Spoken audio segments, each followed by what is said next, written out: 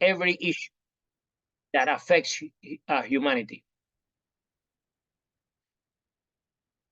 Our belief that an injury to one is an injury to all is very much an intrinsically part of our mindset.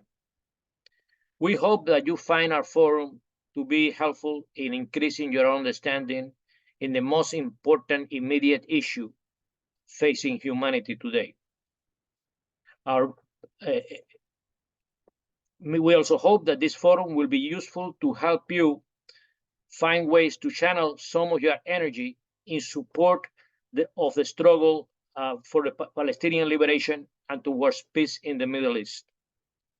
We also realize that tonight's forum takes place just after Israel bombed people living in tents in Rafah, after they told them that it would be a safe area, killing and burning to death men, women, and children, leaving others with the living hell of burns, but no adequate hospital to go. They have bombed most of the hospitals in the area.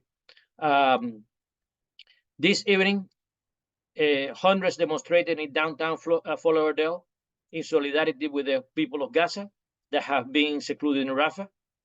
Other protests are taking place in Gainesville and Pensacola, and tomorrow in Tampa that we know of. We dedicate this forum to those who have given their lives to the fight for liberation and peace, justice, and ceasefire now. Please enjoy the forum, learn from the forum, and let's work together to make a better world, a world with peace and justice for all. And now I'm going to pass the baton to the other co-chair, Nucleus Shelton from, well, by the way, I neglected to say that I am a former labor community organizer, 40 years of experience. And my last job in the labor movement was with the Pennsylvania State Education Association, which is now part of the National Education Association. But I also work. Let's pass this to Nucleus. Also, I work with LCA ACIU and also work with the Communication Workers of America.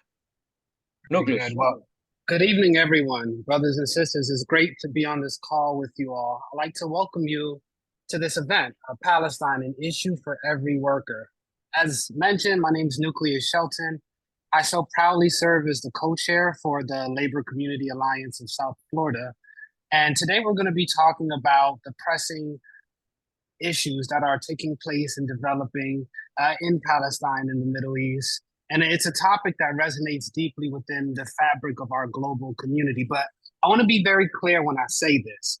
The ongoing genocide in Palestine, sanctioned by the Israeli government, is not just a local tragedy, but a global call to action against oppression. With each passing day, it echoes the struggles of oppressed people worldwide, demanding our attention, empathy, and action. Each life lost, each family torn apart, resonates with the collective pain of those fighting for justice everywhere. It's a sobering reminder of the urgent need for solidarity and the unwavering commitment to ending all forms of injustice and brutality. So as we embark on this discussion, I encourage everyone to pay attention to our speakers, and because we have a very diverse community with a wealth of knowledge and perspectives that can help us guide us towards deepening our understanding of this topic. And with that, I would like to pass it to Candace, who will be giving us the rules of engagement for tonight's forum. Candace, you have the floor. Thank you, Nucleus. And Carol, there it is. Right there is our community guidelines.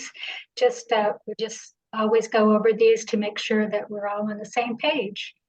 Just please be aware, if you're a speaker, that there's going to be a timer and a prompt muting The microphones will be done so that everybody has a chance to speak, and we get everything in by 8:30. That's going to be a little tricky. Prioritize, please, our relationships. We're here to bridge between people across continents, across faiths, and we want to respect everybody. So we can disagree on topics perhaps, but we're always going to respect each other as people. Put our relationships first. Please ask concise questions when you put them in the chat, and we will pick up as many questions as we have time to. If they're worded concisely, that we know exactly what you want, that's going to make it easier for us to target questions. And I think I've already done the polite communication part. We're all adults and we're all here because we care about this topic and the people involved. So we're going to show each other that caring attitude. And feel free to join the chat. Most of you already have. We have people from all over the place, and we're so happy to have every single one of you, and especially our speakers. We have some people that it's in the middle of the night for them, so thank you very much for being here. And that's all I have to say. Enjoy this evening, and I hope you all learn something.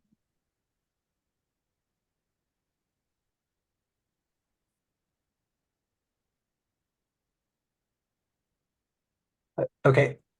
Well, the first speakers that we have tonight are the most honored speakers that we have. And it's in the first section on teaching and learning under occupation.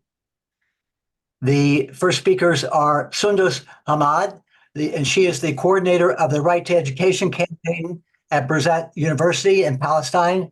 And she is also a human rights advocate, and she'll be covering education under settler colonialism.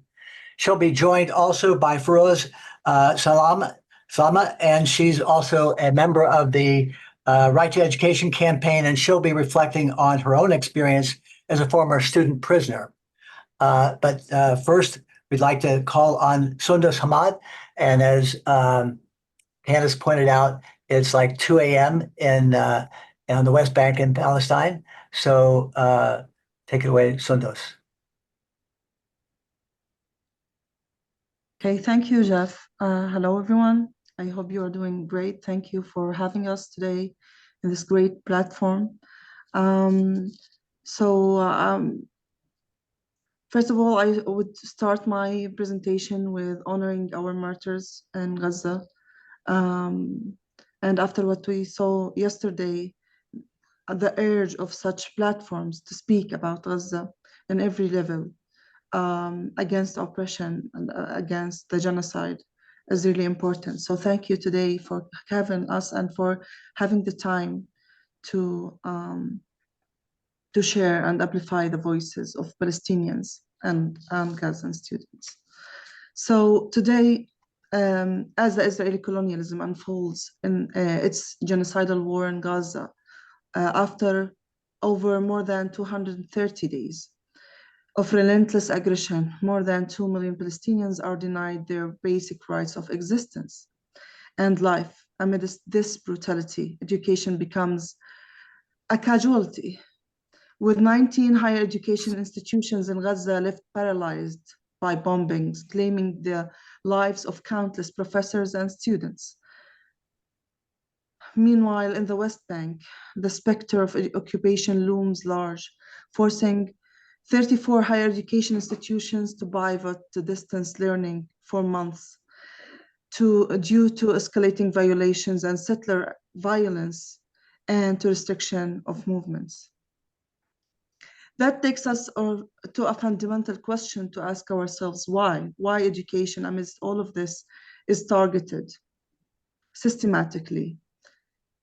So we see it as, in the context of Israeli settler colonialism in Palestine, ignorance serves as a potent ally of settler colonialism, enabling the imposition of dominant narratives and preservation of the status quo, while education emerges as the cornerstone of resistance, resilience, indigenous empowerment, and liberation. So,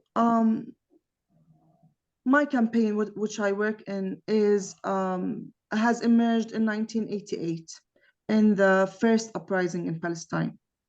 At that time, education was considered illegal by the Israeli occupation. All schools and universities were closed by military orders from the occupation at that time, including Birzeit University, which was closed for 51 consecutive months. We couldn't go to school.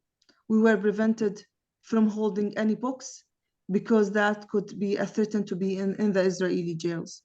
So this campaign has emerged at that time in order to defend the right to education for Palestinians and to build an international network of solidarity with pressure groups, unions, with students, activists, with everyone who cares about the right to education for Palestinians.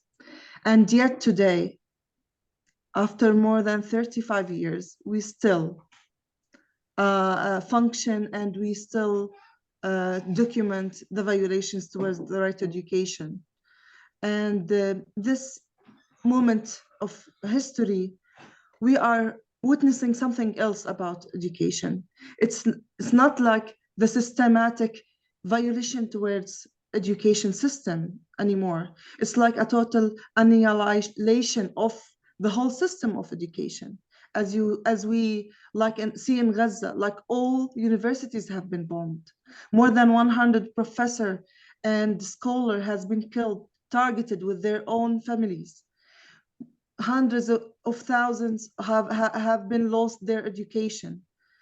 Thousands of students have been killed as well. Schools and universities were used as settler and as like for the soldiers in this war. So it's really bad to speak about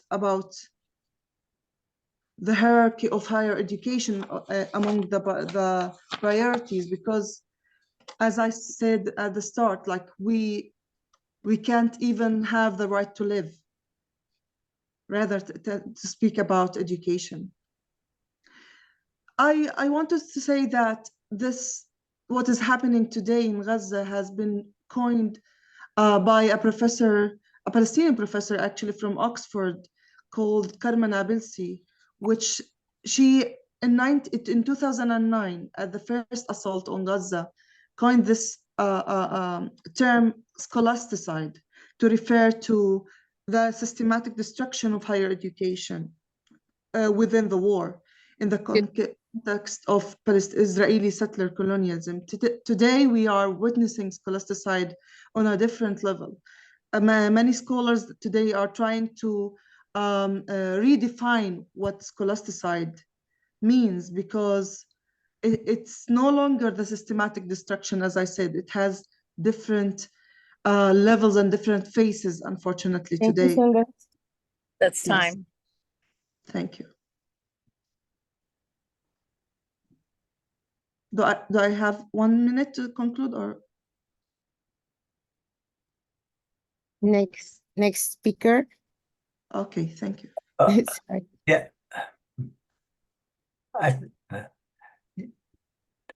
And the next speaker is Fairouz Salameh, who has just joined us, who is a student and a part of the campaign for the right to education as well.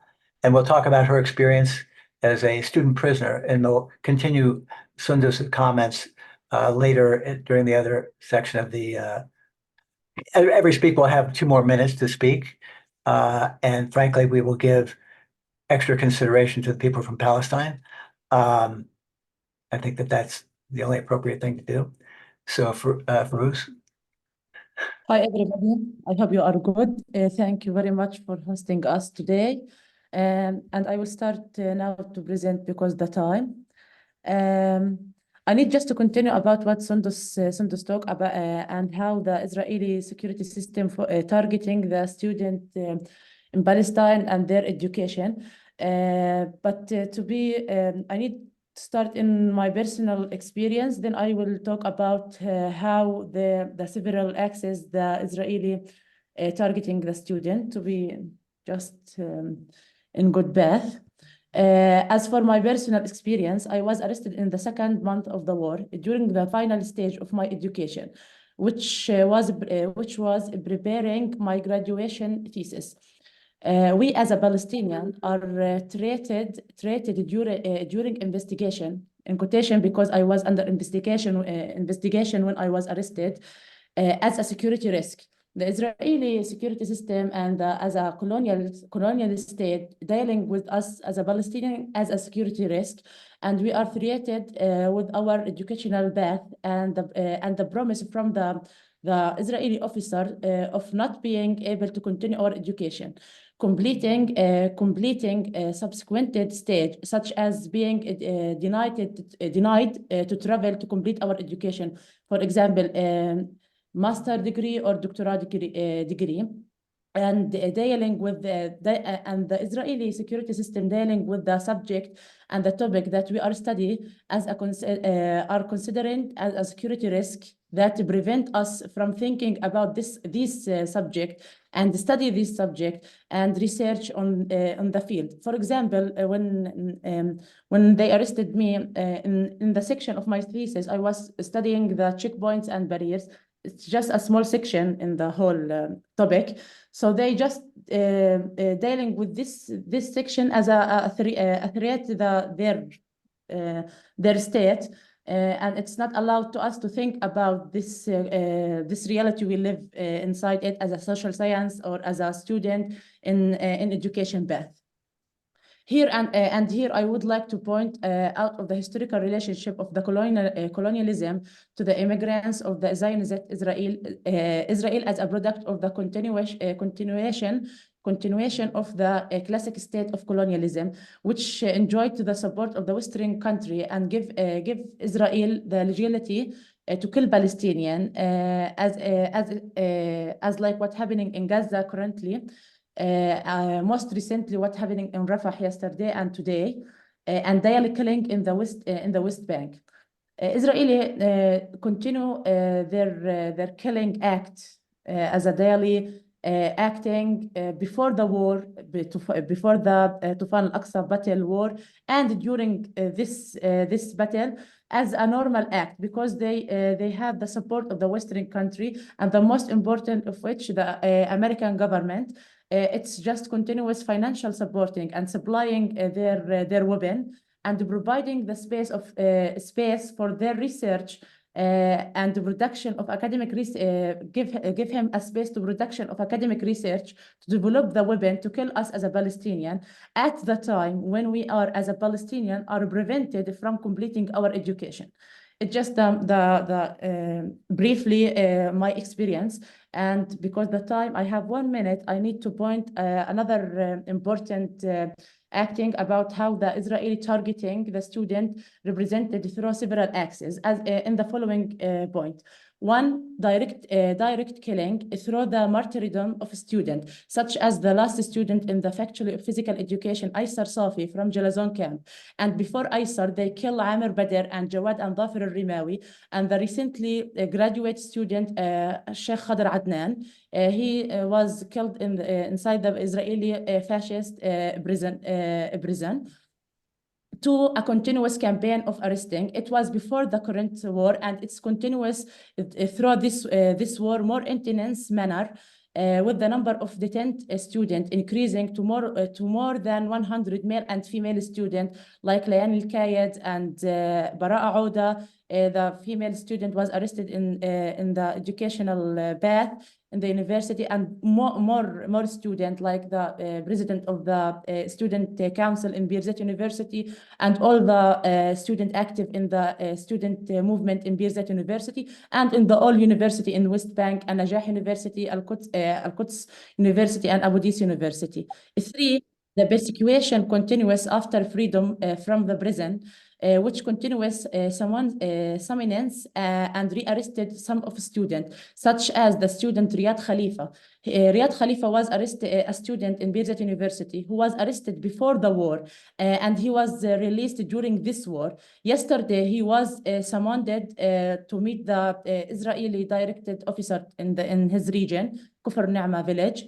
And in this day, until this date, I talked to you, he was not released, and his mother is still waiting for him to return to her home. And his mother is very sick, and she does not see her son enough because he was arrested before the war, and during the war, the Israeli security system rearrest him because it's a norm.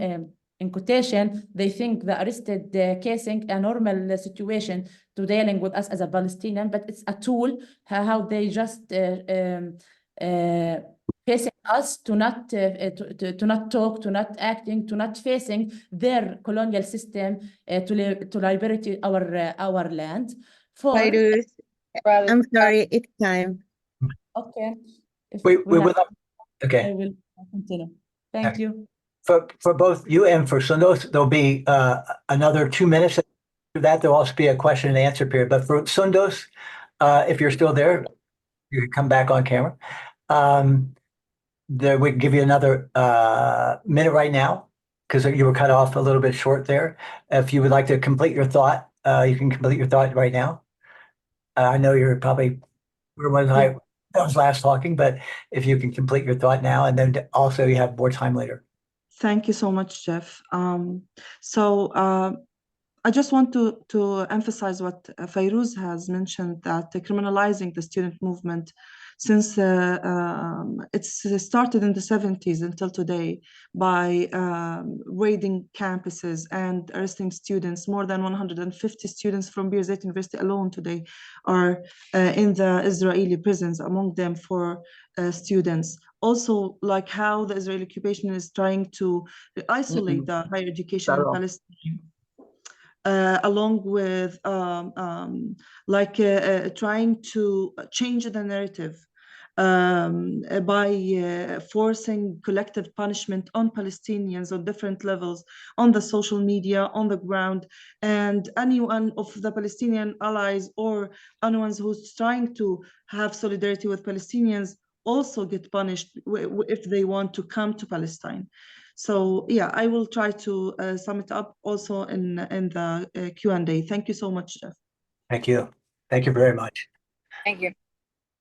The next section that we're going to be talking about is also having representatives from the unions in the education sector here in the United States. And we were going to have one of our main speakers in this section was Natalie Hersey, who is the vice president of UEFSF, the education union in San Francisco, representing 6,500 workers there. But she is sick today and she's not able to participate. But we do have with us Jackson Potter, who is the vice president of the Chicago Teachers Union, AFT, who's been vice president since 2022.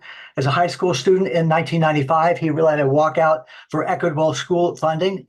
He became a teacher after that. And since then, he's become a leader in the union and known not just in Chicago, but around the country as someone who's for uniting labor and community interests at the bargaining table. Jace, And in the streets to create your dog. for the people. So if everybody could go on mute so we can hear Jackson Potter, because he has a great deal to say. There's a great deal to say at the bar.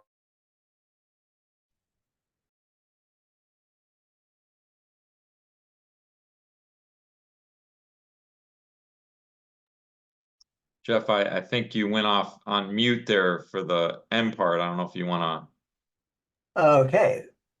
I think maybe we're trying to mute everybody. So Yeah, I'm so sorry. That was me. I apologize. Okay. So let me just recapture this introduction. Jackson Potter is the vice president of the Chicago Teachers Union. Has been vice president since 2022. As a high school student in 1995, he led a walkout for equitable funding for equitable school funding. He became a teacher and then a leader of the union, and a leader known in Chicago and known nationally for uniting labor and community interests, and labor and community interests not only at the bargaining table, but in the streets, and building community and labor power. So Jackson, can you tell us what your opinions are of the issues here at this forum? Yeah, of course. I'm happy to. How much time? Like just take a couple minutes? if you have 5 minutes here, and then there are 2 minutes later after all the speakers have done, so you'll be able to comment on everything you've heard at that point. Another section for questions and answers. Great. Yeah, so again, I'm vice president at the Chicago Teachers Union, and our members took a position to advocate for ceasefire in our early November House meeting, where we have representatives from schools all over the city.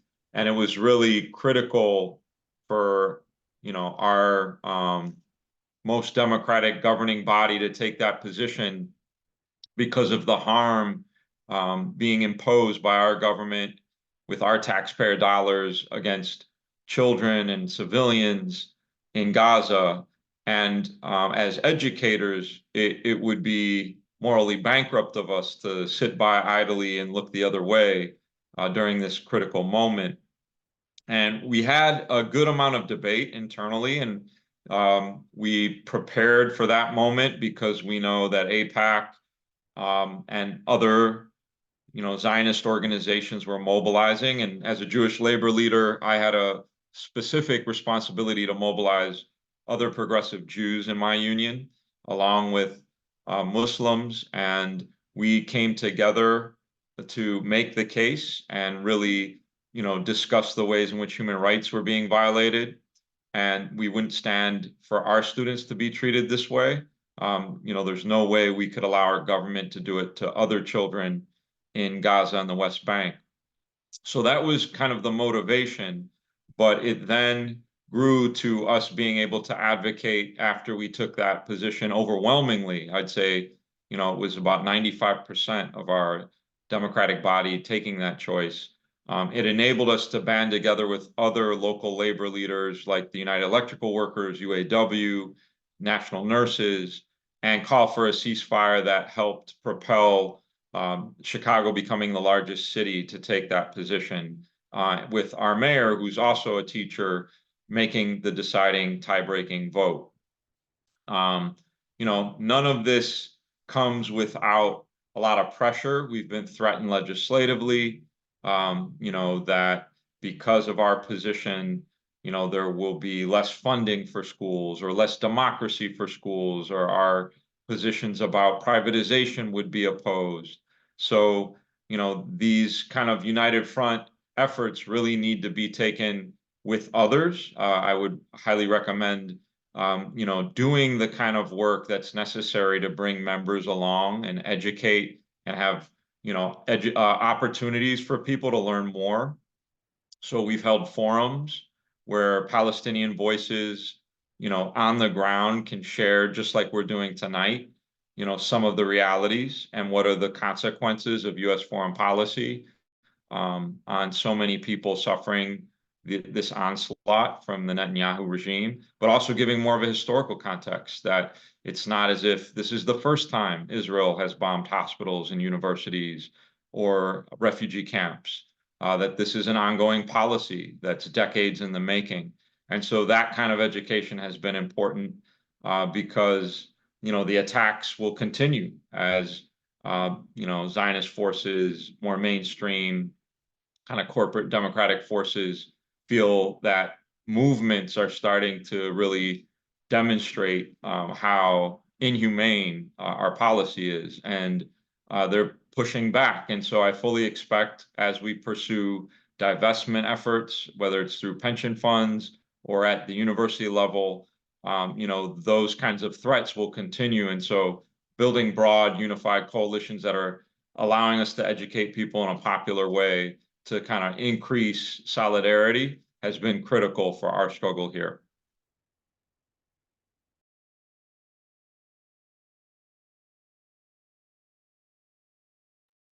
Thank you, Jackson. And I know that sort of naturally leads into our presentation at the higher education level with Corinna Mullin. Corinna Mullin is a professor at John Jay College in CUNY, the City University of New York, and she's an elected delegate to the Professional Staff Congress, which is an AFT affiliate, the union that represents 30,000 faculty and staff at the City University of New York. She's been an active participant in the demonstrations and actions in New York City around Palestine and Gaza, and she's very focused on pension divestment and other issues like that. She also has a history of teaching for 5 years in Morocco. So, Corinna, would you like to make your comments? Yes, thank you, Jeff. Actually, it was Tunisia where I taught, but North Africa, thank you. And I just want to say thank you so much to the organizers of this panel for having invited me to join, and also to these my amazing co-panelists for your really powerful presentations. And I've learned so much already. There are a lot of reasons, as have already been discussed, to be horrified at the current moment. Most importantly, the brutal genocide unleashed on the Palestinian people, part of an over century-old history of imperialist-backed violence and dispossession, and 75 years of settler colonialism. The horrific scenes out of Rafah, as many have already described over the last 24 hours, have reminded us of how colonial and imperialist violence respect no ethical or moral boundaries. And for those of us organizing in higher education spaces, we're specifically outraged by, what Sundos talked about as the scholasticide. Every single university in Gaza has been destroyed by this genocide.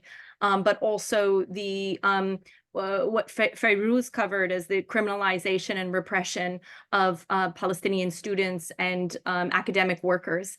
It reminds us that we can't be free here. We can't talk about academic freedom here. We can't talk about our rights, as academic workers here, as long as our union siblings, as Palestinian students, our Palestinian colleagues are being killed and criminalized and incarcerated. But there are also a couple of reasons to be hopeful. Most importantly, the powerful resistance and steadfastness of the Palestinian people, really a constant source of inspiration for all of us here in the belly of the beast, standing up to one of the most powerful settler colonial militaries in the world, backed by the most powerful one, the US. Secondly, the solidarity, the growing Palestine solidarity movement in this country gives all of us reason for hope. And that includes the growing student movement, the student intifada here in the US, the encampment movement. Many of us have been involved, and I myself have been involved in the CUNY encampment at CCNY. And this movement has revealed how entangled our universities here in the US are with Zionism, settler colonialism, and imperialism, and how they profit off of these systems of oppression and dispossession. And the students have really made this clear. Their political and moral clarity around these issues has been the reason that the state and our university administrations have been, have repressed them, and with the violence that we have seen in these last few months. Also, the growing labor movement against the genocide and in solidarity with Palestinian liberation here and across the globe, another reason for hope. And I just want to say a few words about the mutual relationship between the trade union movement and the student intifada and how they're propelling each other forward. The student movement is really reinvigorating the social justice and anti-racist oriented wing of trade union movements. And we know there's always been this division in our trade union movement between the kind of bread and butter business unionism and also unionism based in racism, the racism of our unions and their history of support for colonialism and imperialism and Zionism. And the more radical, and on the other hand, radical social justice, anti-racist trade union model as well. And I think the student movement is really helping to reinvigorate that brand of trade unionism. And I just will say a few words about my own experience at CUNY in the student encampment, but also my which has intersected with my work as a delegate in my union, PSC CUNY, which is a local of the AFT. As anyone who has participated in these encampments can attest, they have been beautiful spaces full of love, care, solidarity, spaces of radical pedagogy and learning, a place where people come together to share experiences of oppression and joint struggles for liberation. So really pushing that intersectionality that has also been a feature of the best of our trade union movement. CUNY is a largely working class, people of color university, our university that is embedded in communities that face issues of underfunding, racist gentrification, violent policing, and houselessness. The encampment really focused on ending all of these systems of oppression and exclusion, and in making connections between Palestinian liberation and these struggles. And I just want to end by saying, I realize I'm out of time, that, essentially in our union, we, the student movement pushed us to consider for the first time a BDS resolution. It wouldn't have been possible without the student movement. It didn't pass, unfortunately, in the end, and this really makes us reflect on the issue of the question of solidarity. I think Lorenzo started by saying, an attack on one is an attack on all, and that's at the heart of the trade union movement. We still have a ways to go, even in a social justice union like my own, PSC CUNY. But the student movement is really pushing us to think about in new ways how we can get there. And, some of that might entail new leadership. And we're even talking now about a anti-racist caucus and how we can really stand in solidarity with our working class students and also with the Palestinian liberation struggle. Thank you. Thank you. Thank you. And thank you for recognizing the time. And so now we're going to be moving to the local solidarity with healthcare workers on Palestine. And that's an important section here. We're going to be talking to first with Rubab Islam, who is a member of the Alachua County Healthcare Workers for Gaza and a psychiatry resident at the University of Florida College of Medicine. We're very honored to have her here with us tonight. And Rubab, I know I saw you here. Hi. Hi, there you are. So take it away. Thanks so much for having me. Thanks to all the speakers who've talked so far. So just a few things we want to talk about. I know we were sent over some kind of talking points. So just speaking to a couple of those, and I'll let my other colleague handle some of them. As far as reactions to what's been going on from workers at Shands, doctors, nurses, and other staff, there was curiosity about how they express solidarity and ask what they can do in support. To be honest, UF as a university-wide institution has been staunchly in support of Israel and sends frequent reminder emails, if you're in the UF system at all, frequent reminder emails of that stance. So that can be a little disheartening at times. In the medical system, at the hospitals, at the clinics, it doesn't come up at all, which has been, it has felt odd because it is a healthcare issue. It's a healthcare crisis that's going on over there. So, whenever there's even talks like ethical talks, talks from Grand Rounds about Ukraine and the crisis that's going on there, it comes up very easily and naturally, but people seem to not want to touch this topic at all. So there hasn't been a great deal of support from the hospitals as far as that goes. I think on an individual basis, if you talk to certain individuals, as time has gone on, more and more people recognize at this point that it is even just from a purely humanitarian crisis perspective, at an individual level, more and more people do seem to show support for a ceasefire at the very least, which is one of the efforts that healthcare workers for Gaza has been taking on. We've been going to the commissioners and really pushing for a ceasefire resolution in Alachua County. It's been one of our main goals. So with time, more and more healthcare workers in the community have been signing on to that effort. But overall, it's been very almost like hush hush at the hospitals. Like nobody wants to talk about it. Nobody really wants to be. There is that fear when things were first going on. You were seeing like residents and doctors sort of get fired over posting certain things on social media that were very purposefully misconstrued. As far as with the healthcare workers for Gaza, I got involved just at the beginning of this year. They were putting on some events, and I heard about the ceasefire resolution, and it really the organization, really brings into question like the identification of healthcare workers, and how we are all part of this system that is underfunded. And we were pointing out that we're underfunded, understaffed here, and all the money that's going towards the bombs and that are currently being dropped in Palestine. And we wanted to talk a little about the connection that we see there. Really, resource allocation is something that we really see heavily in that. It's sort of this frustration that is growing, that you see our healthcare system every day. You see it's almost like collapsing. There's just not enough resources, and it's frustrating to see that money, that taxpayer dollars that should be going towards our own healthcare here is instead going towards destroying lives overseas. I think there has been growing frustration over like this vicious cycle, as well as people's mental health and physical health too worsens over here from even witnessing the genocide. There is simply not enough space for supporting or caring for people here.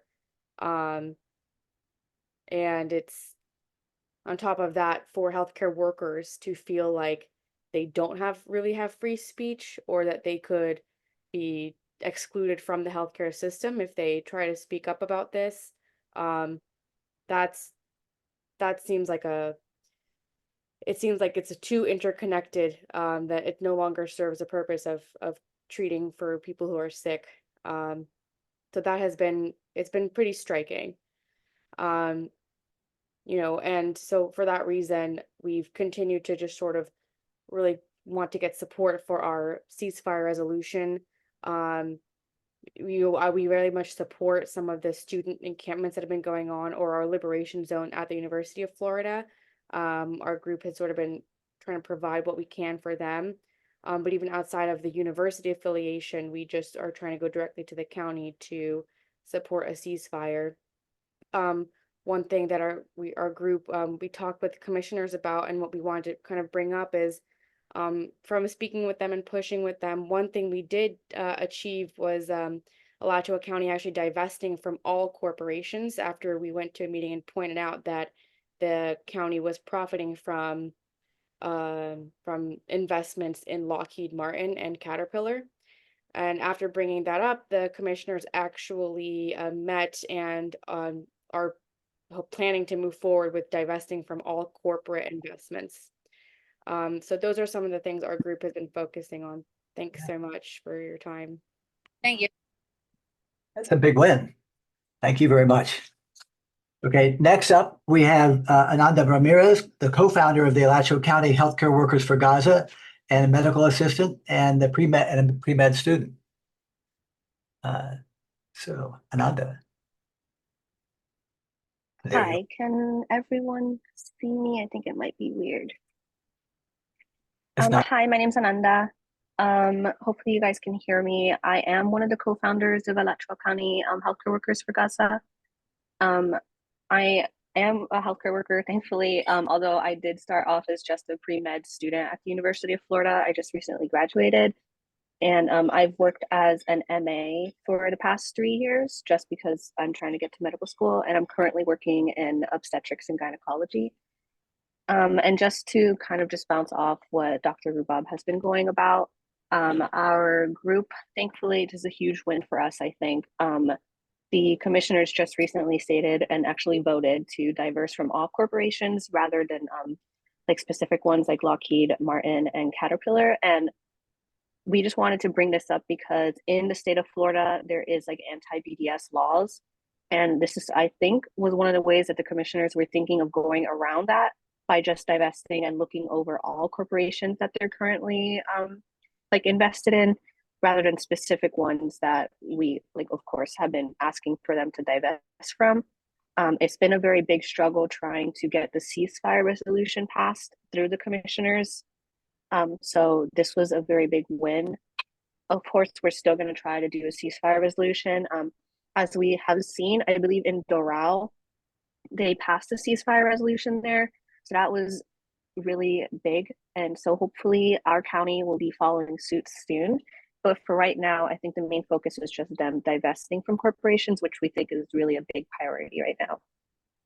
And if there's like any healthcare workers or anyone knows any healthcare workers that are interested in getting involved, although our group is just located in like northern Florida right now, like Alachua County, we are thinking about starting a like Florida-based healthcare workers group so that we can get more healthcare workers involved and potentially do just more events. One thing we did have, one of the doctors that's involved with our group, he did do a volunteer trip over to Gaza. And we do have a video that we can share as well regarding just his report back and the experience that he had while he was actively involved in helping the citizens of Palestine in Gaza. Oh, Okay. It looks like they took back the resolution in Doral, so unfortunately that's not a win anymore. But we hope to eventually pass that, but for now we can celebrate the divestment win. Otherwise, I did want to like briefly talk just a little more regarding like the connection of why healthcare workers should be involved in caring about what's going on overseas. I feel as though, although I'm not a med student yet, nor a resident or doctor, one thing that you have to consider when you are looking into getting into healthcare is the fact that you have to have empathy and compassion for everyone, regardless of where you're located. It's been, like Dr. Rubab said, very hush-hush. I've found it very difficult to find anyone that's really been as like, I wouldn't say interested, but as involved as I have been with the Palestinian conflict, even with the Sudan conflict, like just conflicts everywhere where humanitarian atrocities are occurring. So the like foundation of this group was because we all felt very isolated and we wanted to create a space where we can have doctors go to do voluntary missions and fundraise for organizations and things like that. So we feel like we're actively doing a part in trying to help as much as we can from where we're at. And like, again, why healthcare workers should be caring about this is because you take an oath to care about people. We should be empathetic towards what's going on. We should care about what the humanitarian catastrophes are happening. Just what we witnessed, I think it was yesterday in Rafah, has been something I cannot put into words. So I just feel as though the main connection that we should see is our own healthcare system is collapsing, and this wouldn't be happening if the US was not so invested in their colonial projects overseas. If our tax dollars were going towards funding our healthcare system here, maybe we wouldn't have such tired residents. Maybe we shouldn't have such burnt out doctors. Maybe we wouldn't have such burnt out nurses, MAs, just everyone involved in the healthcare space, where everyone feels very strained and overworked, where patients feel like they have to wait months to be seen by specialists, or where they feel like they see doctors and the doctors are just not interested, and it could just be the doctors are burnt out. There's so many things that go into how our healthcare system is right now that could be solved if our taxes actually went towards our people and not towards killing people abroad and towards funding a settler colony state that kills people on the daily. Because this did not start October 7th, as we all know. Yeah. So that's kind of my 2 cents. Thank you so much for like involving us and hosting this. Thank you so much. Thank you. That was way more than 2 cents. That was a whole lot. So exposing everything since 1947 and exposing the system here. We did put the link to the report from the YouTube thing, and so it's in the chat for the report that you referenced.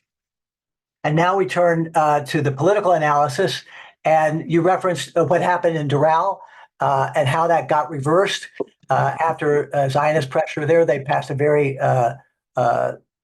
mild but honest resolution to try to de-escalate things in the Middle East.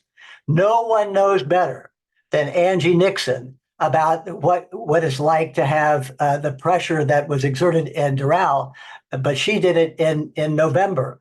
In November, she stood up to have a ceasefire resolution in the hall of in Tallahassee, in the legislature, and she stood up when she was basically alone. and stood firm for justice for what was right. Angie Nixon is a Florida State Representative in House District 13, representing the people of Jacksonville. And she's executive director of Florida for All. She's a former SEIU director for a higher education campaign, a former SEIU field director, and a current SEIU member. She is a hero to many people, and she knows, again, she knows how to speak truth to power, and she's here to tell us what her experience has been on this issue and what her views and vision is for on this issue. Angie Nixon. For sure. Hi, everyone. It is such an honor and a pleasure to be with you all today. Can y'all hear me? Yeah. Okay, great. I'm State Representative Angie Nixon. I represent Florida House District 13, based out of Jacksonville, Florida. As was stated, I am a community organizer, so therefore I care about people, and I am a former SEIU campaign director for the higher education campaign. And so and I grew up in a union household. My mom was a member of CWA. So I care about working families. I care about all people. And I'm really happy that you all are having tonight's event. The situation is really dire. And I was asked to come on and just to let you all know kind of my thought process and how everything went down back in November. And so, back in November, we had we still do, a very politically ambitious governor who was pandering for votes and wanted to score cheap political points because he was running for president of the United States. And so he decided that to try to score even more cheap political points, and to he tried to not let a crisis go to waste and call a special session specifically around what happened in October. And so they basically wanted to just label it. It was really bad, y'all. I'm just gonna be very transparent. It was really bad. It was really gross, the way in which they wanted to call all Palestinians anti-Semites, and they wanted to pass resolutions only in support of the people of Israel. Yes, the folks, I am upset that the hostages got taken and everything, but I am also upset that we are continually seeing people lose their lives time and time again. And so knowing that there is a large Palestinian community in Jacksonville, Florida, knowing that one of my friends, my dear friends, and someone who I've organized alongside in Jacksonville was the Palestinian American, and she had family over in Gaza, I decided to reach out to her and ask her, what could I do to support the Palestinians, especially because there was this really gross special session that was called. And so through it, her and I talked and discussed, and we decided for me to file a resolution. Now, granted, we also tried to expand, my fellow Democrats tried to expand the call for a special session to address things that Floridians truly cared about. Because let's be real, there's nothing that we can do as it relates to international relations. And so we asked to address the housing crisis, the affordability crisis, the rising property insurance crisis that's happening here, the rates and the rising rents. And they didn't want to hear any of that. Yet and still, they've also never heard any of my bills, really. But they decided to hear this resolution in support of Palestine, right? And so there was a lot of maneuvering. I had folks on my side of the aisle that were upset at me as well. People were yelling. Someone even stated that this is going to dry up our funding. Like a Democrat stated that this is going to dry up our fundraising. And I'm like, I don't care about that. I care about people. We need to stand up for people. And so, I filed the resolution. I spoke. I basically was called a terrorist on the House floor. I was called ignorant. And even more, also Randy Fine decided to get all the Republicans and everyone he could to stand up during my closing debate. My closing speech, to stand up and turn their backs on me. But not only that, when I asked how many Palestinians must die for us to call for a ceasefire, Michelle Salzman, a state representative over in the Panhandle, said all of them. And so what we have here, y'all, like, is a life or death situation for a lot. And it's also goes to show you how the Republican-led legislature likes to play political games, right? Like, this was all about scoring cheap political points, and then instead of addressing real issues. And it's really important. I was asked to just really go over like the fact that what the challenges that we're facing, the challenges that I'm facing. I have an opponent. I have a Democratic opponent that some Democrats have put in the race. And then, of course, the Republicans are backing them. And so it's really important for us to stand up for progressives that especially stand up in support of Palestine, support of anti-apartheid, in support of just people, right? And we have to stand up by continually speaking out and speaking truth to power. But you also have to you have to help fund those folks, right? Because there are people literally trying to take us out. And if they do this, they're trying to silence us. And so it's really important for us to continue to support candidates that are speaking truth to power, who have the back of all people, to go knock on doors for them, you know, to make phone calls for them. If not, that's a win for them. They are like the squad right now, they have targets on their back. Cori Bush has a target on her back. She is in a very, very hard race right now. And we have to look out for folks like that so we can continue to elect people who don't care about speaking out against injustice, who will speak out for the people. And that's what they want to do. Like, they are labeling me ineffective and all types of things. Rashida Tlaib, there's a target on her back as well. There's a target on the entire squad's back. And so AIPAC is a very well-funded machine, as you all know. And so we have to have people power. We have to stand up. And we also have to have those uncomfortable conversations with our friends and family that, you know, and explaining it to them. I see that I'm over time, but I really just want to drive this home. Like, we have to speak with people and we have to call people in before we decide to call them out. But I just want everyone to know that, like, I am an accomplice through and through. I am not politically ambitious. I have to speak out, because if not, now when, right? And you all put me there for a reason. And I look forward to I will be continuing to represent you all in Tallahassee. Thank you. We love you, Angie. Thank you, Angie. And we're going to move now to Michael Letwin. Michael Letwin is a former public defender in Brooklyn, New York, and of the Association of Legal Aid Attorneys. He's a co-convener of the New York Labor Against the War and a founding member of Labor for Palestine. And he's going to be the final speaker tonight for in this panel, this section of the panel, and sort of in some ways wrapping up all this since it's Labor for Palestine, a summary comment on some of the Labor for Palestine issues that have come up so far. So, Michael. Thank you all. I'm honored to be here. Thanks to LCA for sponsoring this panel discussion, and especially to Sundos and Fairouz, who join us from occupied Palestine. As said, my name is Michael Letwin. I am a former president of my union, UAW 2325. And I mention that in particular because we are currently defying a congressional witch hunt in retaliation for having adopted a Palestine Solidarity Resolution. And there's a number of my union siblings on this call, both from that local and from UAW Labor for Palestine, which I'm also part of.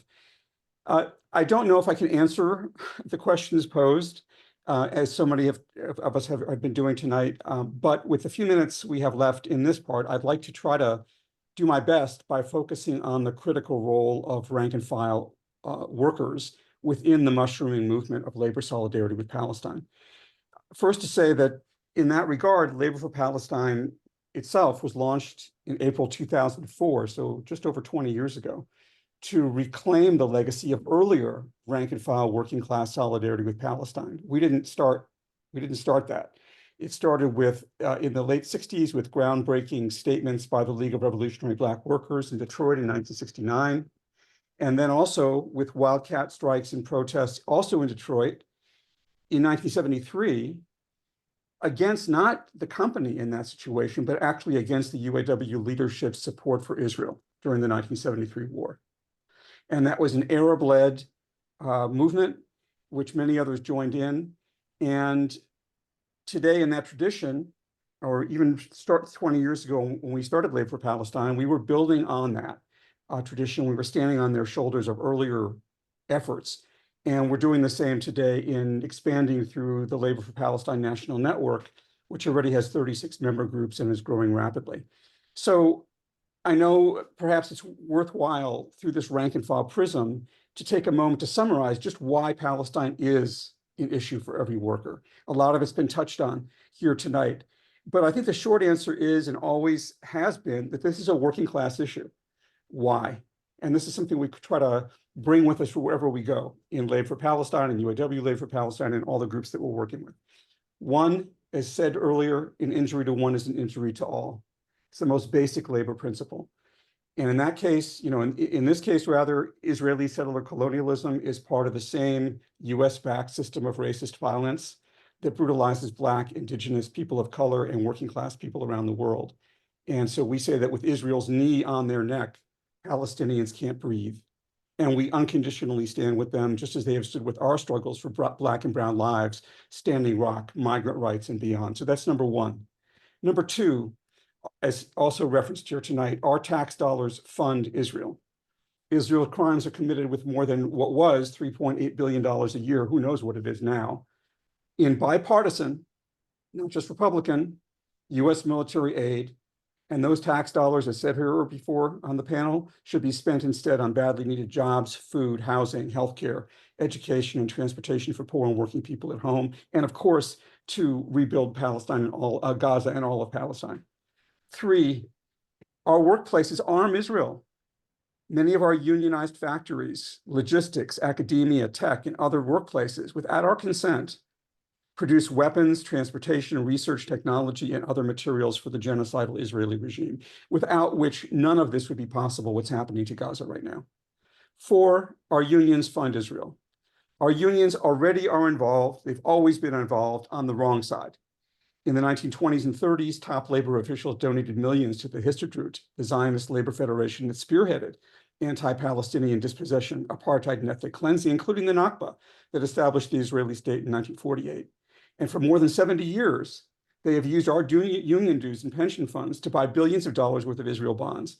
And today, despite the horrendous Palestinian casualties, most officials remain silent or worse. Fifth, global working class solidarity is the only way to win. And sixth, workers can stop this genocide. You know, more than 50 years ago, when those Arab and Black workers in Detroit led a wildcat strike to protest UAW complicity, they proved the ability of workers to take direct action on this issue. And today we can follow their example by respecting the BDS picket line, by protesting, bringing resolutions, and so forth. Now, since October 7th, there has been this mushrooming labor solidarity with Palestine, including major union resolutions for ceasefire, which is encouraging. But we have to be honest that as the PGFTU Gaza, as the union in Gaza has pointed out, and as US bombs continue to devastate Rafah today in Gaza, we have to acknowledge that those resolutions have yet to be fulfilled. And this is why we see in my own union, what we see in my own union today in the UAW. In December, the rank and file group UAW Labor for Palestine, which a number of us are part of on this call, successfully pressured union leadership. Am I almost done? Yeah, I'm coming to an end. Yes. Sorry. Okay, let me just end it then in this way to say this. I'm proud to say that today, thousands of rank and file members of UAW 4811 are in fact launching a strike in solidarity with the Gaza Solidarity encampments at the University of California. That work is being done elsewhere. You can find Labor for Palestine on social media and laborforpalestine.net. And please do get in touch with us. We'd be happy to hear from you. Thank you. Thank you. Well, now we're going to move into another section with all the same speakers who've already spoken. But everybody now has given it some preliminary remarks.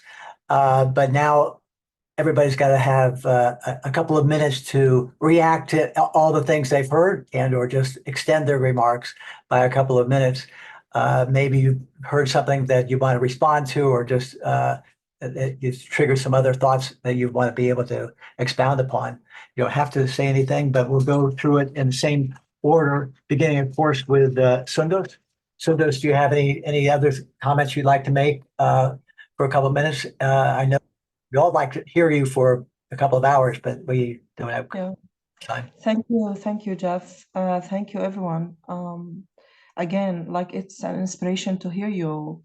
And I just want to amplify that your voices in the US and what you are doing is like an echo to our voice here in Palestine. So thank you from the heart. Also, I want to salute the student movement, the student intifada, and the US campuses, where I think they couldn't do it and stand until this moment without their community, and that's you guys. So you are an extension to their struggles and our struggles as students and as workers. And I want to just finish with saying that Israel's systematic ethnic cleansing, theft of land, and murder of indigenous Palestinians, destruction of the Palestinian economy, its discriminatory and racist laws against workers, Palestinian workers in the West Bank, Gaza, and the 48 occupied land, works as a system of apartheid. And with people united, not only in Palestine with their trade unions and the unions in Palestine, but international unionists standing against oppression and with justice for Palestinians and for everyone, every worker, means that this apartheid regime will comes to an end, and we can change the status quo. And as the student intifada today, student movement in the US campuses have shaped the system in the universities, and it's trying to end complicity with Israeli universities and cutting ties with Israeli governments and any investment related to the genocidal war in Gaza. Also, what you are doing in your unions is amazing. It's an inspiration for us as Palestinian people to listen to you guys from distance, just for the sake of humanity, working on changing all the system of oppression for everyone, not only for Palestinians, because I believe that this is related to justice, causes for everyone. And without the justice for Palestinians today, at this moment of history, we will never have justice for anyone. Like, because I think it's all related. We are all living on the same earth, and we can't just look away of what is happening on Gaza today. It's live streaming genocide, unfortunately. And I just want to amplify your voices as long as with my people's voices, because it's overwhelmingly seeing everything that is happening today. We in Palestine, sometimes we feel that we can't function anymore because we are living under oppression. And when we see you guys like standing with us, this gives us not only hope, but this gives us like a glimpse of a better future for our children, and in this world that of I don't know, of different levels of oppression.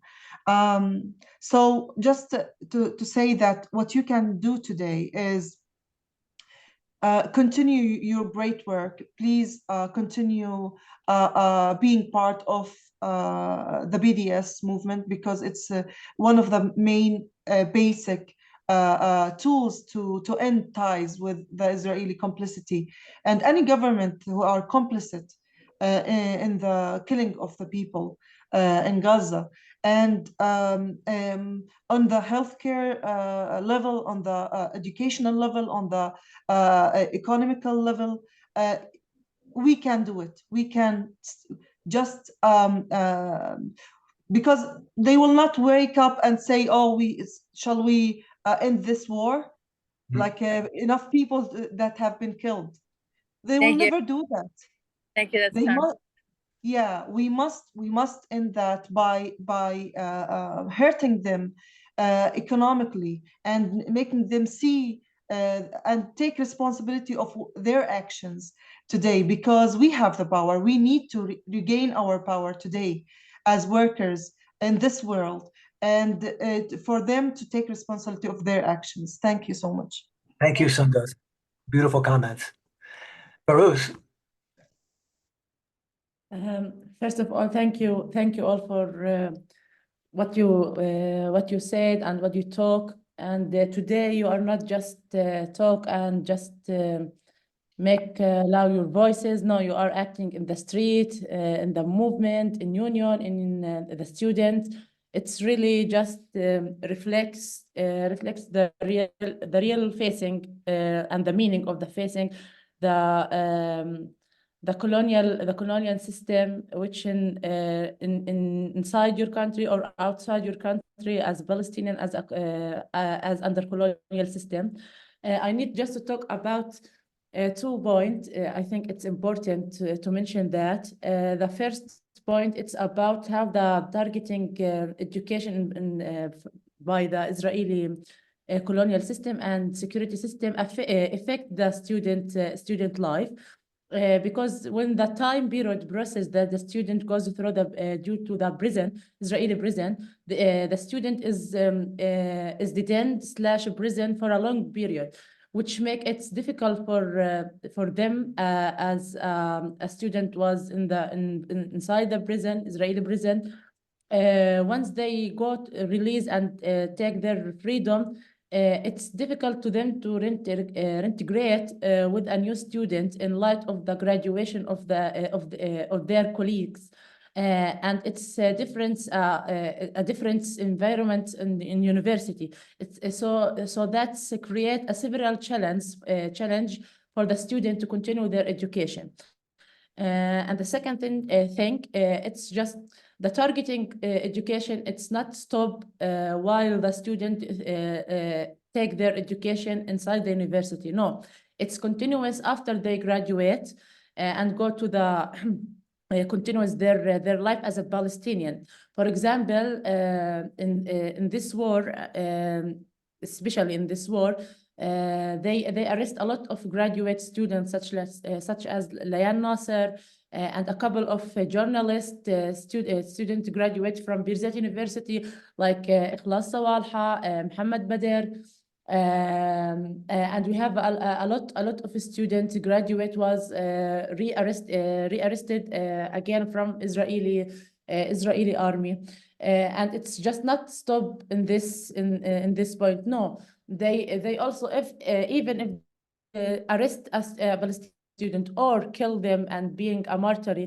like Aysar Safi, the last situation, they just go and they're targeting their families, their village and their camp, and they break into their houses and targeting their family, mother, father, and the cousins.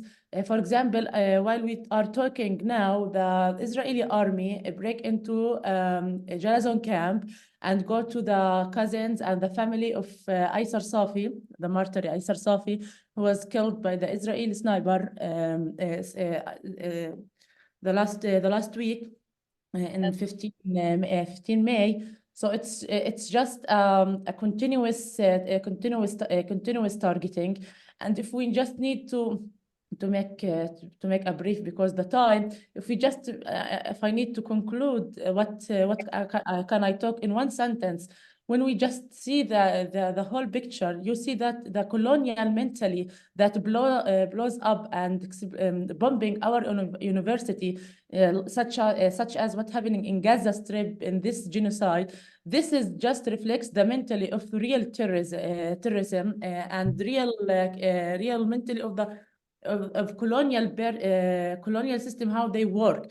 It's not a mentally for normal people or normal act as a political or as a military person who work inside this structure of the colonial system. No, it's not.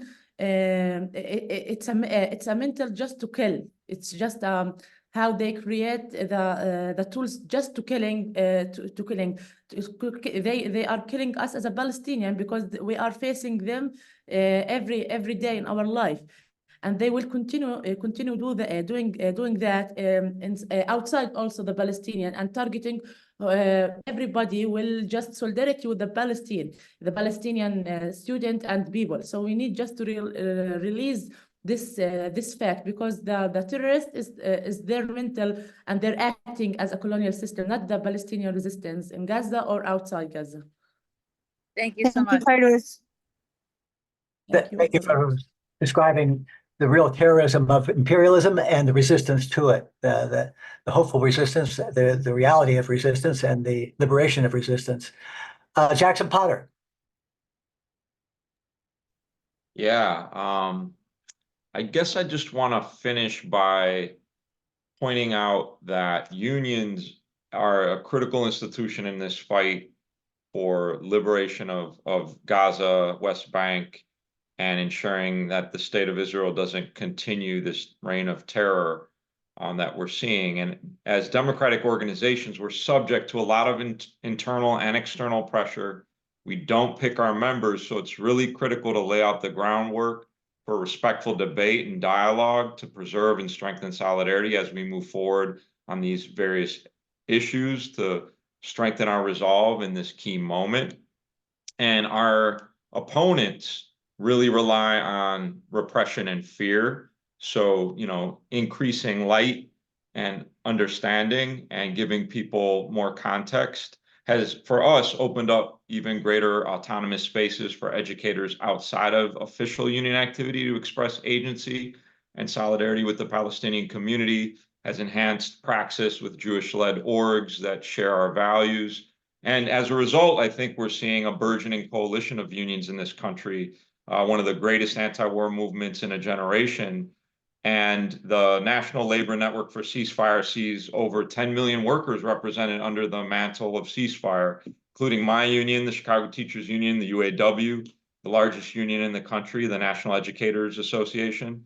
And we're going to need this labor movement not only to win ceasefire, but prevents fascism in the USA, represented by the MAGA bloc, which will seek to greatly curtail democratic rights and our ability to organize the unorganized. And so we want to build upon this moment and break open those major cracks that we're seeing for the first time that is challenging the hegemonic control Zionist forces have had on the U.S. public, over our entire history. So, since the formation of the State of Israel, and I think this is a huge development, and it's going to take all of us to win additional concessions from, this military industrial complex to really center human needs over the greed and kind of domination that we're seeing. Rubab Islam, do you have any comments you'd like to make? Yeah, I just wanted to thank everybody again for all the insights. And I did see a question in the chat. I figured I could try to address about like how can we help push forward ceasefire resolutions, in the face of workers being afraid, lack of decent working conditions and the lack of accessibility to healthcare for the general public. Just kind of commenting on that, the approach that we have been, and Ananda, definitely feel free to address this part too, but I think the approach that we've sort of been taking has been really highlighting the humanitarian crisis aspect, just because that we think that is one important way to, at least gather more healthcare workers. I mean, we're all really should be on the same side here. Like, we really should be all about caring for patients, caring for those who are in need. So focusing on that and pushing forward information that really shows the level of crisis that's going on there. And one of the big ways I think that we want to continue propelling this is that Dr. Al-Ghul, who's a doctor at Shands, actually went on a mission trip to Gaza and came back, and that's the report back that Jeff posted the link for in the chat. He and a couple of the doctors in Florida, them talking about that was really powerful, because in that they talked directly about what did they witness, and really just highlighted the fact that they were like, there was nothing else that for them, without any, even taking some of the politics out of it, like just needed a ceasefire. They're like, we need to see a ceasefire to see the end of this kind of destruction of these human lives. So one approach we're wanting to take is really keep on propagating that information forward. That's that firsthand information that really focuses on the need to save more lives. And we're hoping that if we get enough people to comment on that, we can help them see that a ceasefire and pushing for saving human life is not, anti-Semitic as they fear, or, these kind of things. And we do hope that, them starting to divest from corporations does open up a conversation. As far as in other counties, how to replicate that, I think just the persistence, like the people who started healthcare workers for Gaza, they've been at this for many, many months now, and their work has been really amazing. So just trying to keep having those conversations, keep connecting with the commissioners, and rallying the community that local resolutions do matter, and helping them understand why it matters. Thank you. Thank you. Before I get to Corinna and Ananda, I need to get to Angie. So if you don't mind, I sort of went out of order there. But Angie, can you come online and make any comments you have to make? I know you have to get to another meeting. If you're still here, there you are. I'm sorry, I stepped away. Can you repeat the question? I have a 3-year-old running around in the background. I apologize. I know that you had to leave, and so if you have any comments you want to make, there's a moment there. If you have any comments you want to make for a 2-minute period. No, just continue to speak out, y'all. Like, one of the reasons that many of my colleagues, one of the many reasons that many elected officials don't speak out in support of Palestine, even though they try to say they are supportive of it in the background, is because they need more cover from people. And so what that means is just continually being vocal, continually writing op-eds, continue to show up to meetings, continue to try to get petitions and things like that signed to like show support, because unfortunately, some people just need more people. They don't like to be the only one or the odd person out. And so I would just say, just continue to call people in, and also work to educate elected officials about what's going on, the crisis, and just the history of Palestine, because a lot of people don't know, right? And those who are supportive of Israel, and then Yahoo, like they got a lot more money to continually spread their message, and so folks just don't know. So if you could just continue to educate people and to be loud and supportive of the Palestinians over there, that's what I would say. Thank you very much, Angie, for just okay. Corinna.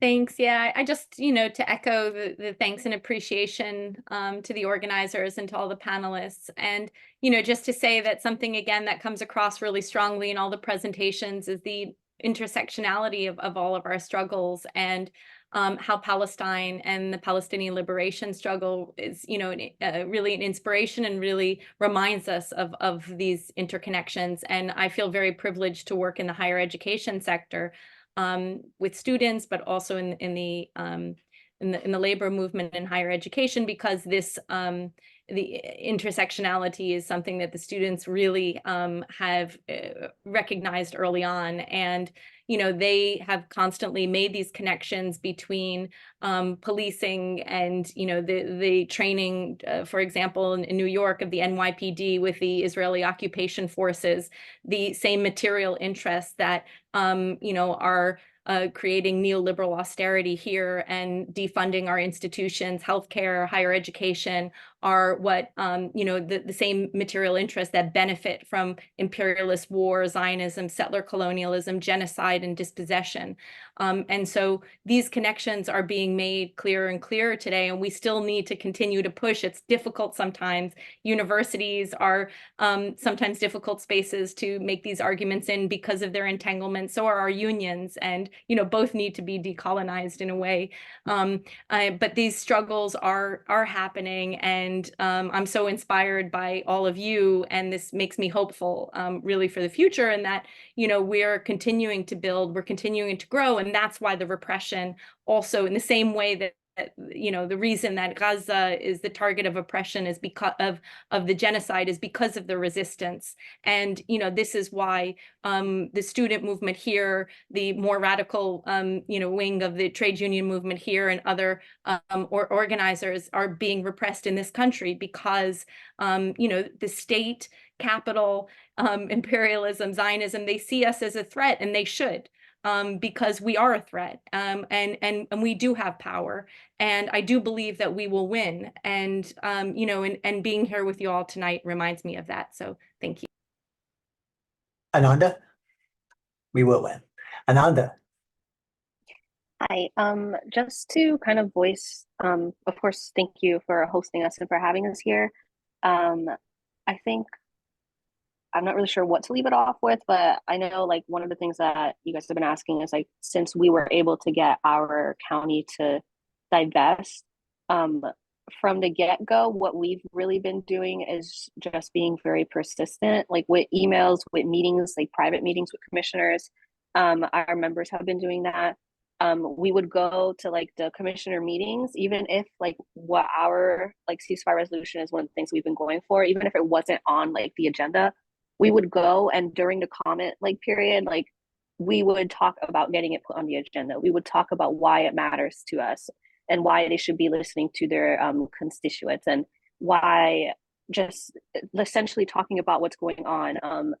Dr. Asgood was one of the people that came to the meetings, and he spoke as a physician about it and about him knowing people that have been directly affected by it. There's been Palestinian Americans that have come and spoke up to the commissioners. Like, we show up in numbers, and then we like actively engage with them. Even if like we get shot down, like we would show up in the next meeting and we'd talk about it again.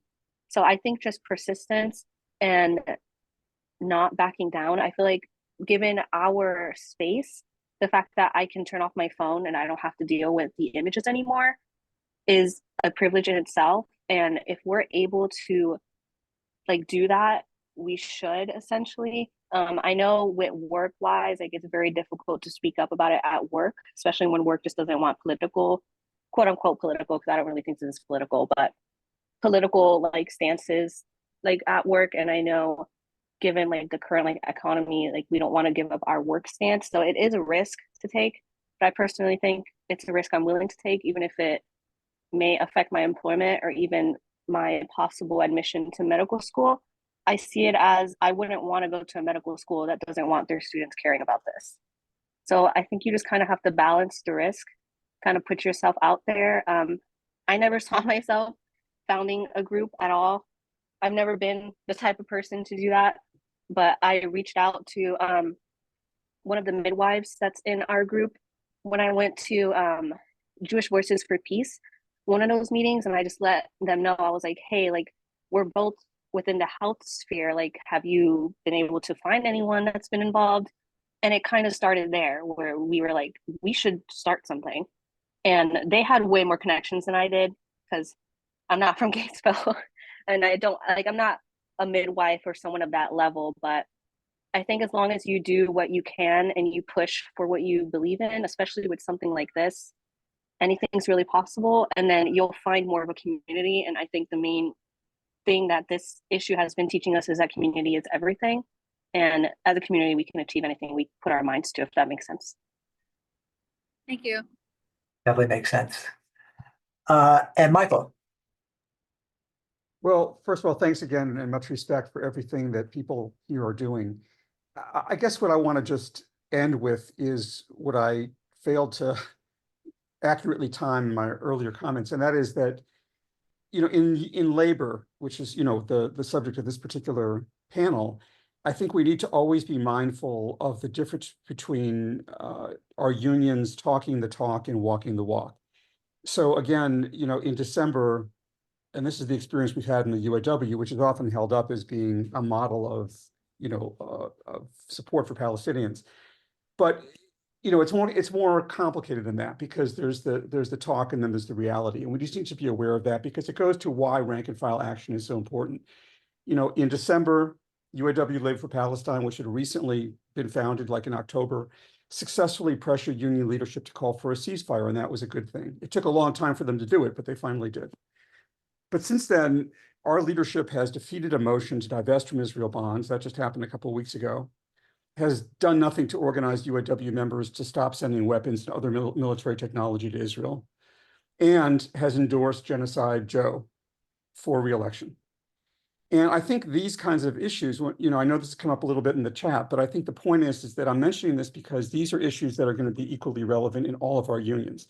Not only the question of getting your union to pass a ceasefire resolution, which of course is important, but to actually make it mean something, to give it, you know, meaning, to give it content, not just to be hot air, because that's another part of the problem. And to remember that we're here to, you know, in labor in particular, we're here to respect the urgent call from Palestinian trade unions to end all complicity and stop arming Israel, as called for, you know, back in October by this statement that I'm putting into the chat. And of course, that in turn only reflects many decades of similar calls.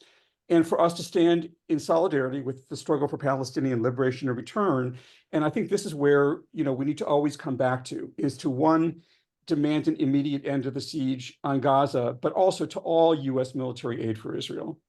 Two, to follow the example of Block the Boat, the ILWU dockers on the West Coast and workers around the world who are refusing to build or transport weapons destined for Israel.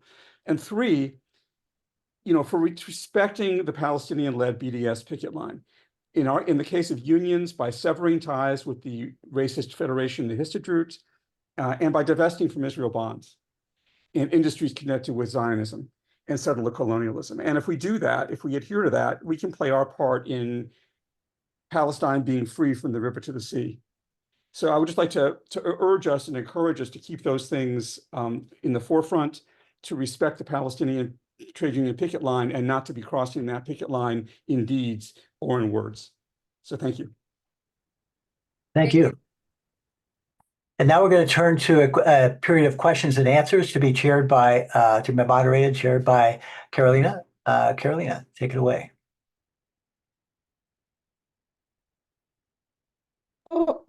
Oh, I'm sorry. The microphone, I couldn't find it.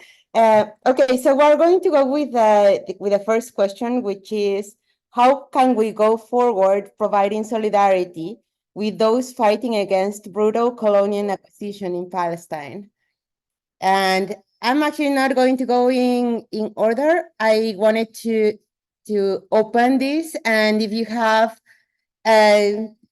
the answer, please just raise your hand and you can go first.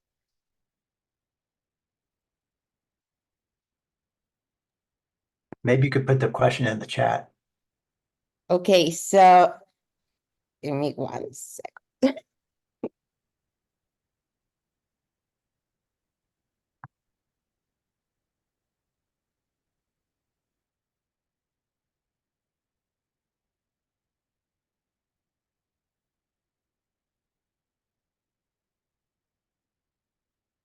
That's the question on the chat.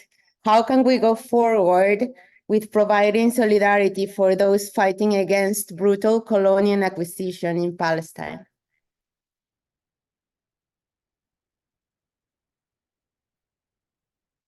Sundos. Yeah, so I think that what you can do, guys, is keep educating yourself and your community, your unions. It's a united action of solidarity and without being united, less people will be interested and more people will be looking away. And I think it's really important today that in this moment of history where Joe Biden goes and draws the red line, a lie, we need to draw our own red line. And our own red line says that stop the genocide, stop the killing of the people, and stop the apartheid regime. And I think this is really important to, as I said in the start, and as many of you mentioned, like we need to regain our power. And we are the stakeholders of our own cause. And this must be ended from bottom up, because these people will not say no to genocide without being without feeling what is going on and without feeling the result of their actions. And I want to conclude by there's a recent call from the Palestinian unions that was published in 1st of May. I don't know if you have seen that, but I will send it to the chat. And they are asking, as Palestinian unions, they are urging global solidarity unions against Israel's genocide, apartheid, and exploitations of workers. And I think this is really important because this is solidarity on another level, because I'm new to this, to the unions and their power. I just educated myself since the start of the war about this.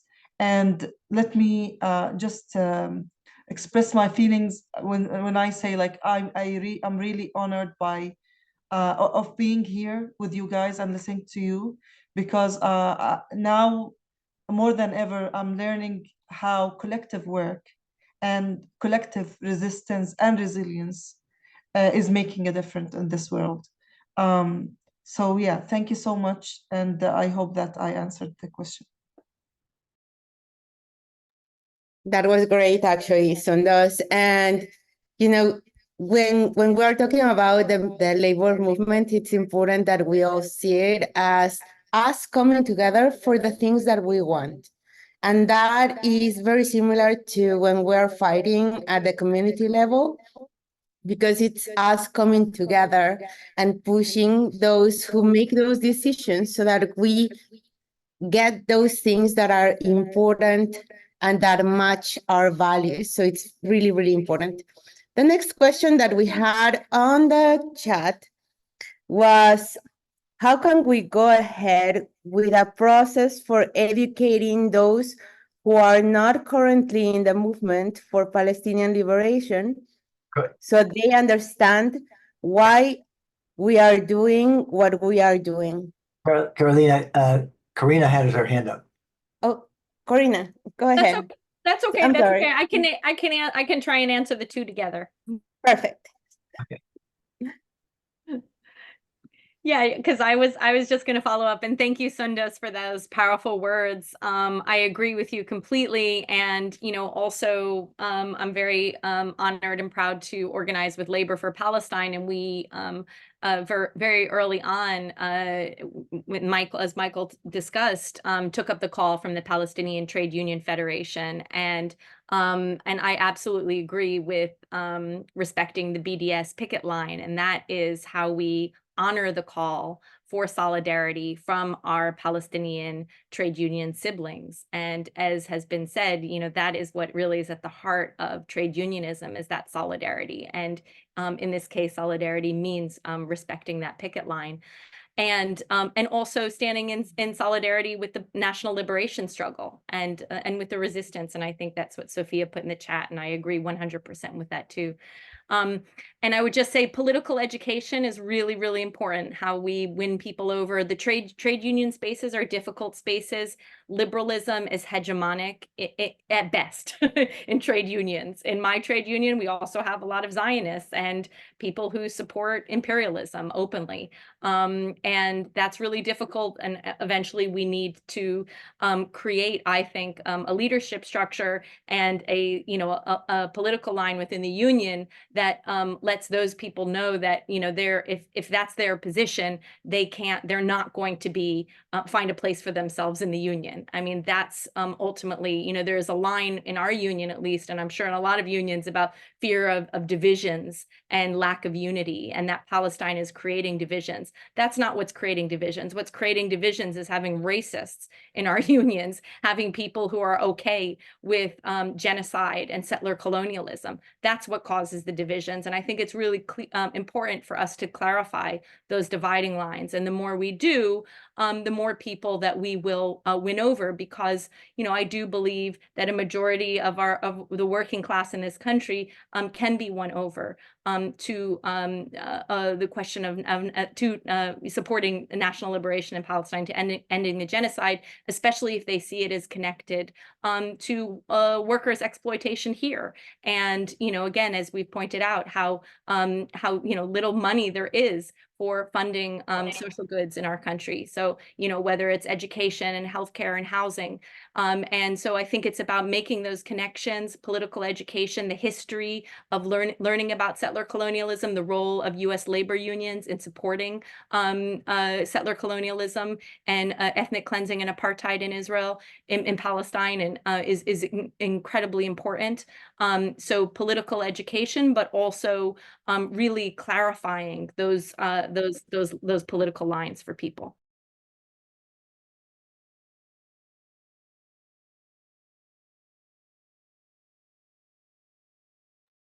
Thank you so much, Corinna, and that was actually so powerful. Does anyone want to add anything to that question? Jackson, your turn. Yeah, I would just say part of withstanding against the barrage of attacks that we face in kind of popular movements as we're demanding justice is giving people what they need to be able to adjust and resist as those attacks become harder and more direct. So I'll give an example. Our pension fund has 6 elected active teachers and retired teachers. We'd have to really dig deep to get them more familiar with the issue, and we're doing that.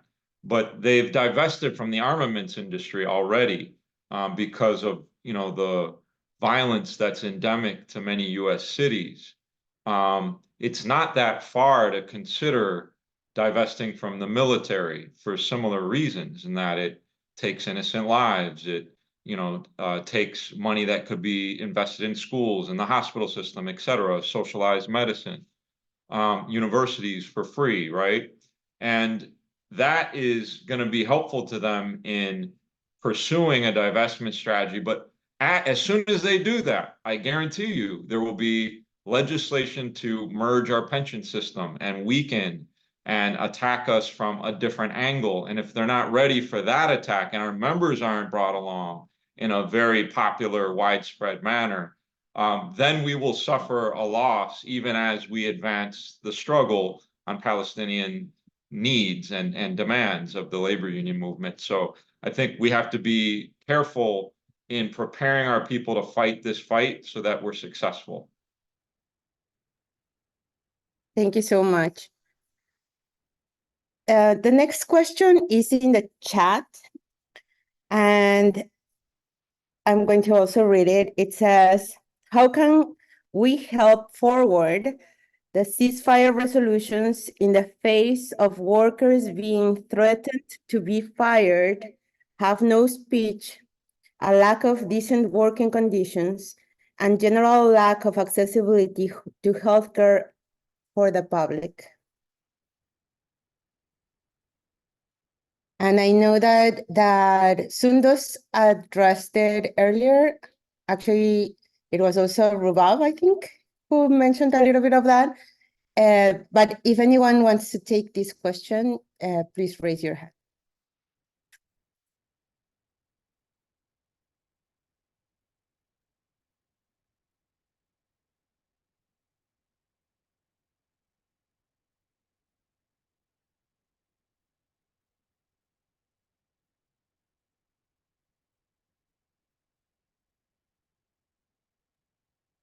I can't find the raise hand button, sorry. It's okay.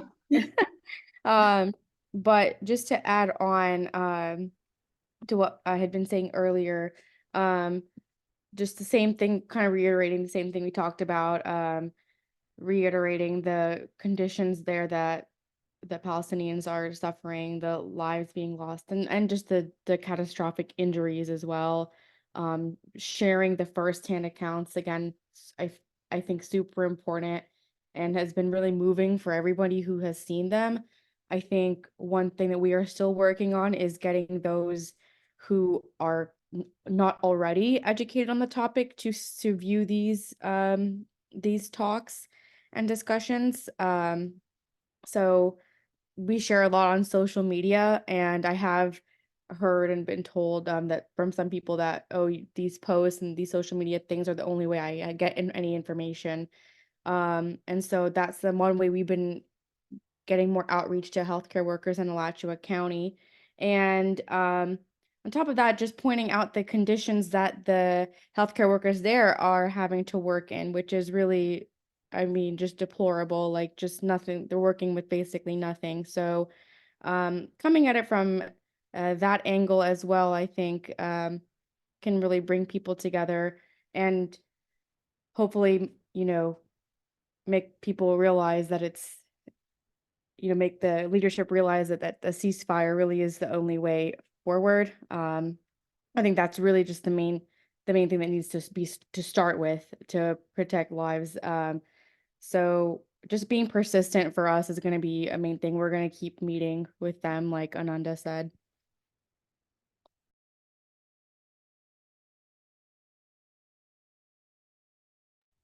Awesome, thank you. I also wanted, and I wrote on the chat to get if anyone wants to add something that would help drawing the direct lines that some of us see on the lack of funding to the domestic needs that are actually killing people here in the US, and that because we're using the money that should be used here to keep killing people abroad, how do you see that line, and what can we do about it?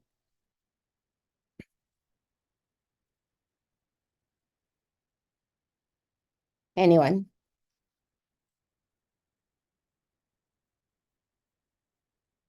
Ananda? I'm not too sure if I might be the most qualified to answer this. But I know like everyone within the working class and that's involved in this, and I think just everyone dislikes what our taxes go to. I'm not too sure exactly what we should do, but I just feel like more massive action is needed for things to actually be taken seriously.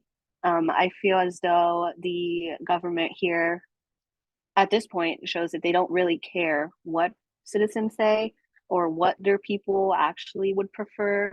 They don't care about the fact that people are like skipping diabetic medications because they can't afford their insulin. They don't care if you're not able to see a specialist in time. Of course, I'm taking it from a healthcare viewpoint because I actively am engaged in healthcare. But I just feel as though if we were to take more of a, not to say that we're not taking a stand, but I feel as though we need to like try to actively engage in more. Boycotting, of course, is one of like the best ways to do so. It's been used like multiple times in history as a kind of like a passive way to kind of have a voice. It shows it like power through money, and I think that's one of the most effective ways to do anything when you're in such a late stage capitalistic society at this point, where the only reason they continue to fund Israel is because Israel gets them what they need and the control that they desire and the power that they want in the Middle East. And even other Middle Eastern countries that aren't doing much is because they gain from having Israel there. They gain from showing support to America. All the countries that are speaking out, even like the Latin American countries that are speaking out. I'm Cuban myself, and I've been extremely proud to see the fact that the Cuban like community has been so open against the apartheid happening in Palestine, given that Cuba also suffers from the way that America treats us there. The stuff going on in Haiti, the Sudan, like everything is so connected to money. And really the only way we can actively, I feel like the only thing that they listen to is money. And so if we continue to disrupt their money and we continue to just be very like active in our voices, kind of is all we can do at this point. Support your students. I'm also a student. The student intifadas have been incredible to witness. UF's like Liberation Zone has been amazing to witness. The fact that we're doing this, UCF, FIU, USF, like everything that we're doing in Florida, even with how difficult it is to do things in Florida, I think we can all learn from what the students are doing, and we should all do it, not just students, but unions and normal working class people and doctors and nurses. Like everyone should be doing these sorts of things to show that like this isn't just, oh, like we're just going to brush it off. Like no, like this is something that everyone actively like disagrees with, and the government, I think, needs to start actually listening to the people again. Thank you. That's time. I love that. Thank you. Lorenzo, you're up.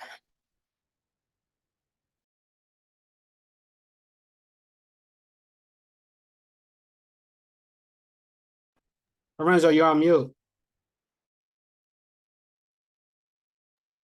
Thank you, Nucleus. I said I was gonna try. I'm gonna try to do in 3 minutes what I could do if I was planning to do in 5, but no problem, because this has been a fantastic forum, a tremendous educational experience, really incredible participation, a wonderful event. One of the things that we need to take out of this deal is that, believe it or not, we are winning. We are definitely gonna be winning. Ananda just laid out a few of the reasons why we are winning, and the main point is the amount of people around the world at one time were being slept by U.S. imperialism are now waking up to fight against this gross abuse that is what's happening in Palestine. The fact that Colombia, who 5 years ago was in NATO, Colombia, the fact that Belize, who the hell had heard of Belize doing any stand in foreign policy, that Bolivia, that a few years ago also had a coup d'etat in favor of the U.S. All of these countries have broken relations with Israel. That in Europe there is a movement now